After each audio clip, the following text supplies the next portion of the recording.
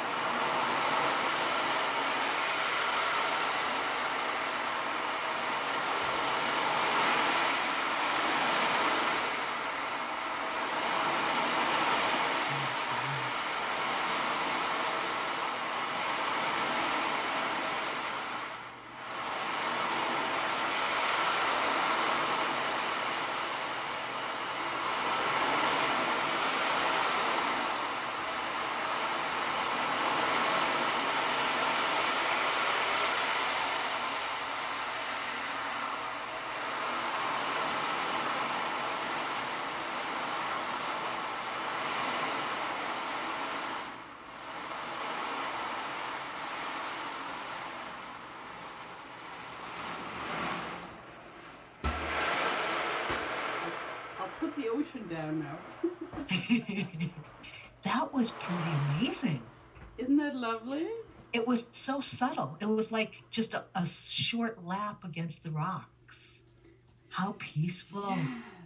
Yes. I was asked to be a co-presenter in an end of life event this last weekend in not far from here, and there's a colleague of mine who works in the end of life arena, and he plays harp, and he brought his harp and I brought this drum, and we had never practiced this before, and he creates his own composition, so he just played his tune, and then I started with the wave drum, and The rhythm.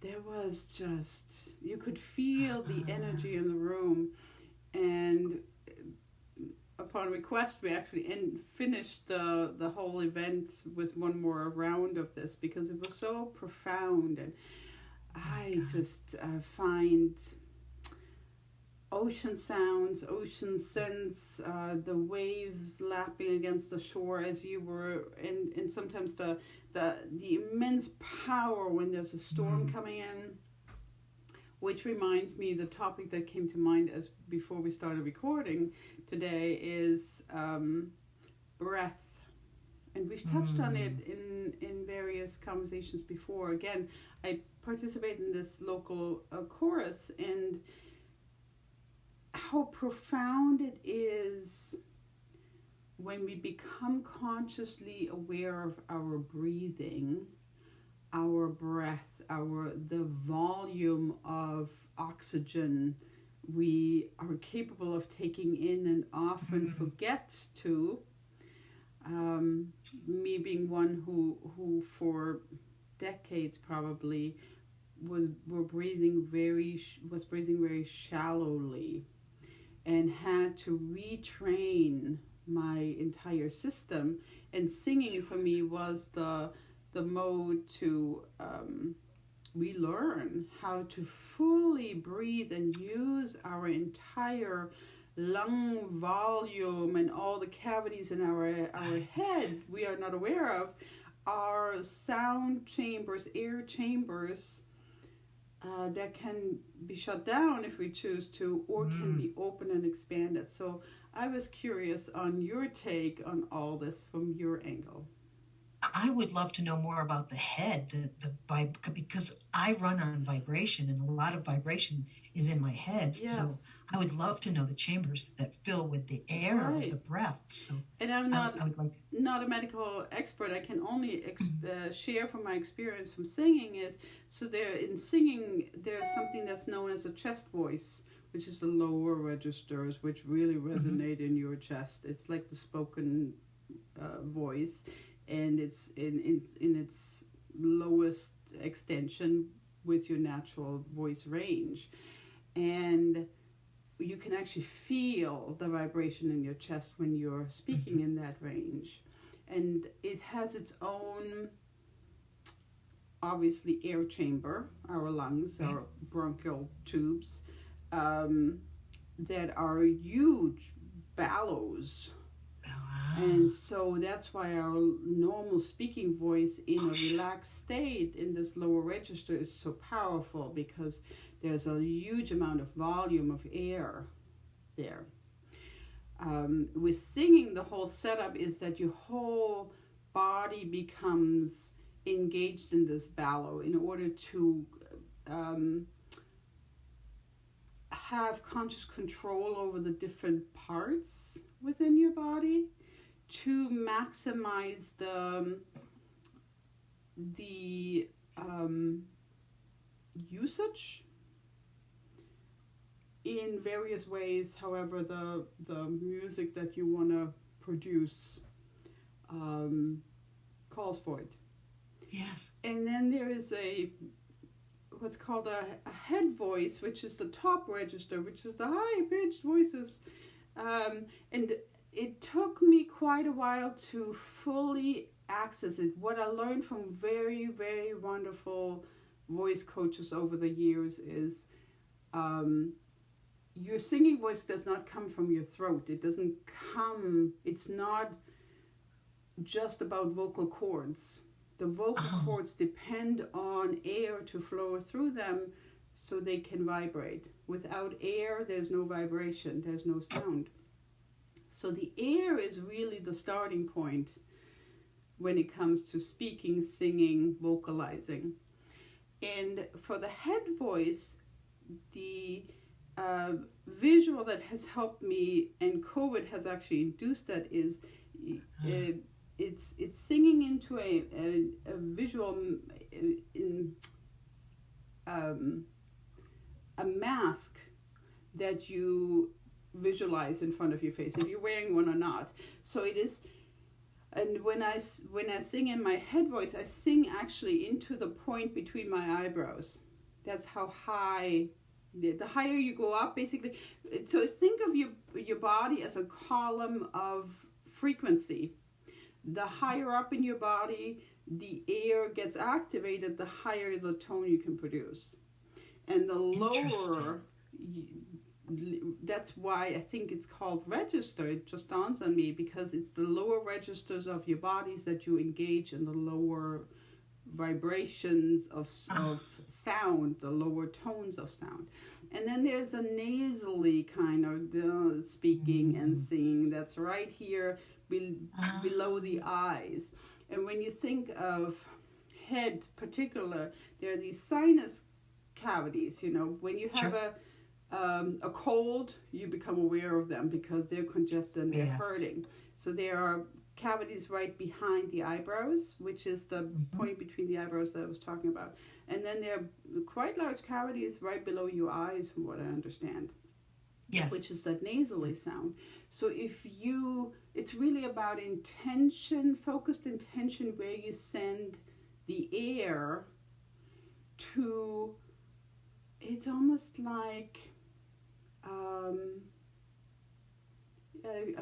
being shown a balloon. So if you blow air into a balloon, it's a very focused containment of air. And have you ever done that with a balloon, that you open the spout and hold it tight and it fizzes out the air in a squeaky kind of sound? Yes. So it's that kind of an idea. If we have the capacity to consciously direct the air, and within these cavities in our body, it's almost like a jet engine. Power that with this focus then moves through your system, and when that jet engine air hits your vocal cords, you produce a certain sound. So that's the best of my knowledge, without being an expert in formally trained in that. It's really, I speak from from my own bodily experience of this. Yes, that's so brilliant.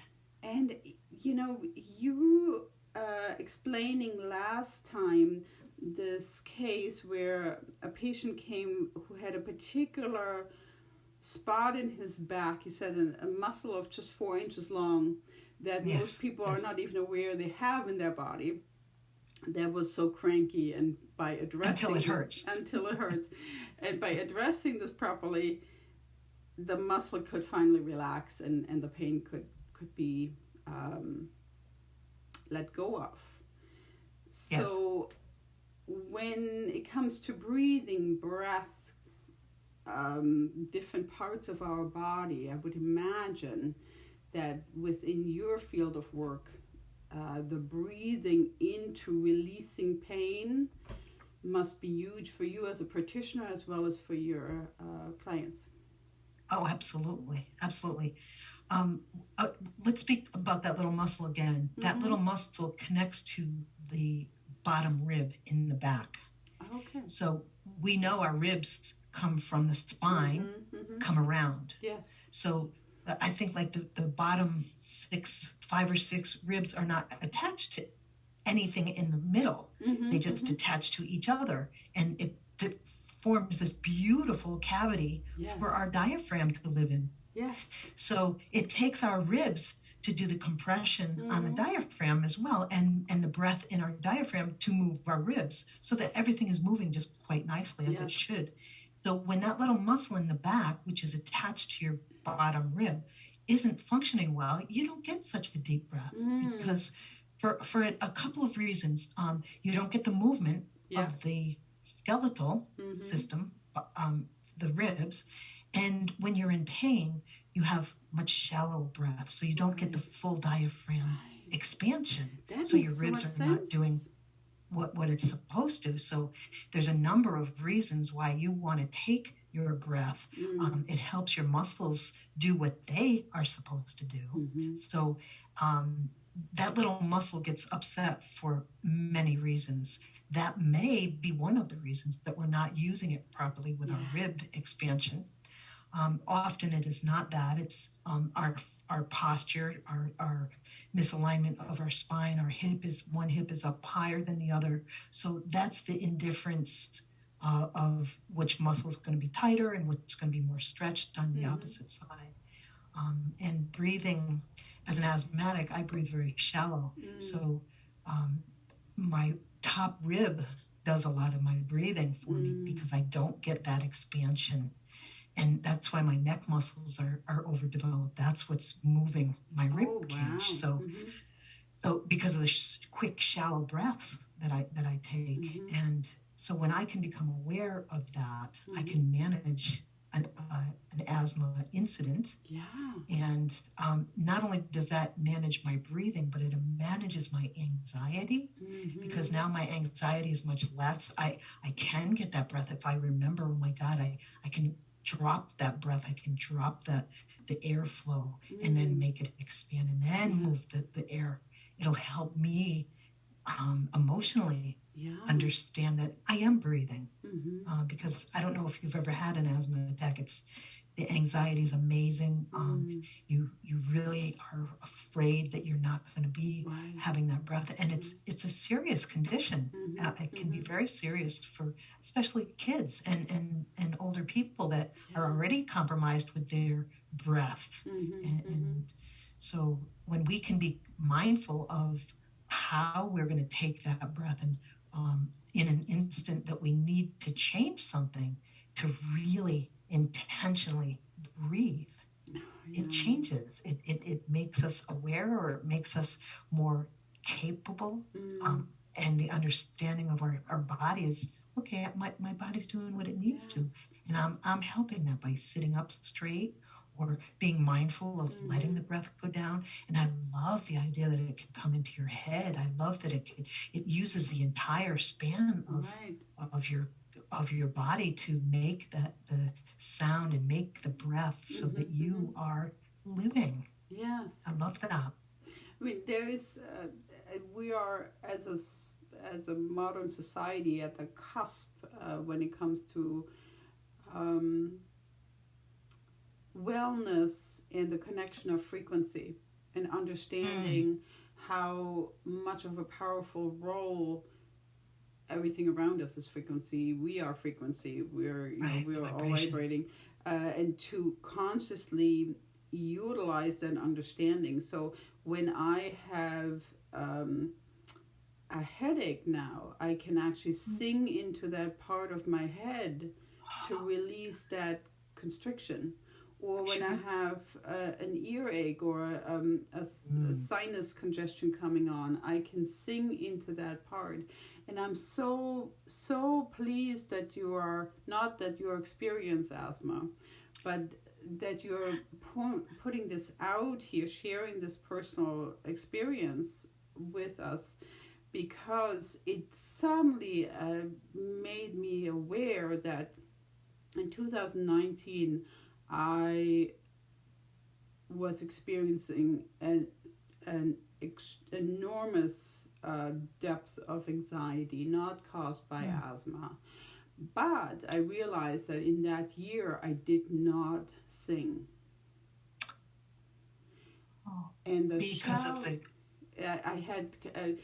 things were just overwhelming in my life, or seemed to be, and it just got bigger and bigger and bigger, and therefore my anxiety became bigger and bigger, and I became more and more shallow in my breathing.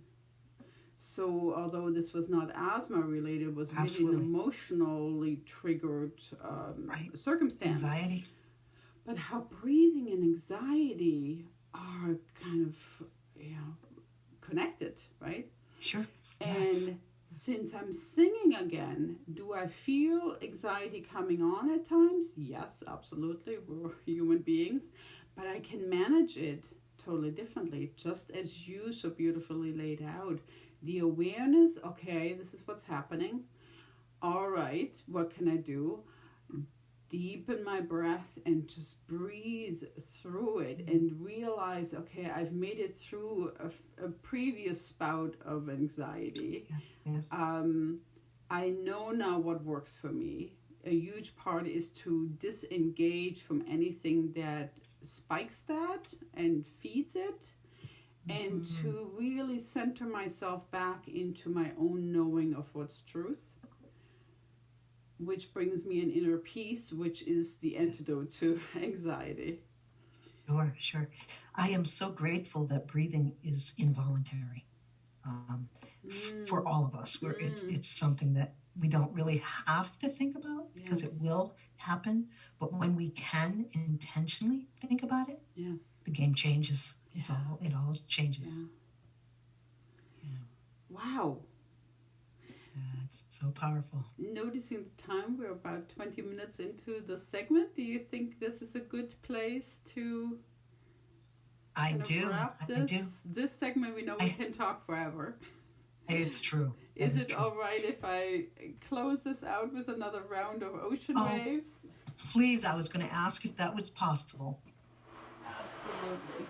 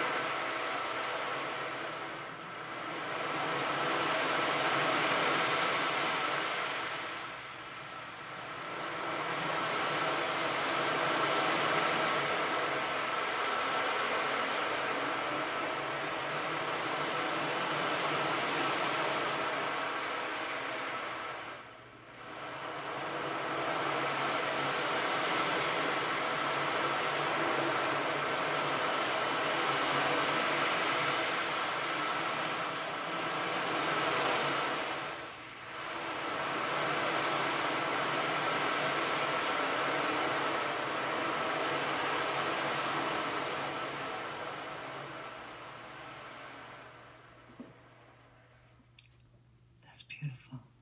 I can feel my breath lengthening, probably because it's going so calm and relaxed. Thank you for this. Is a great way to sum this up, our conversation, that we have ways to, yes, breathing is involuntary, luckily, because we would sometimes forget to breathe completely.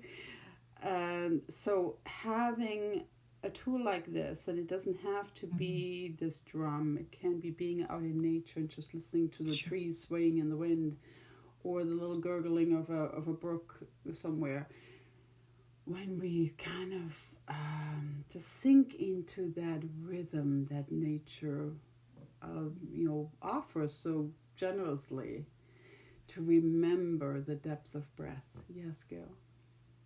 Before we go, you said, and I spend a lot of time outside by water, but I would like to suggest that you can visualize. I don't know if I've spoken to this, but I live on next to a street that is pretty heavy traffic, and it upsets me. I don't want this traffic. I want to be in more peace. So the traffic becomes, for me, the rhythm of an ocean. Oh, and when a truck or something is louder, I say, oh, that boat just left. So my imagination is very crisp in that is not making me happy.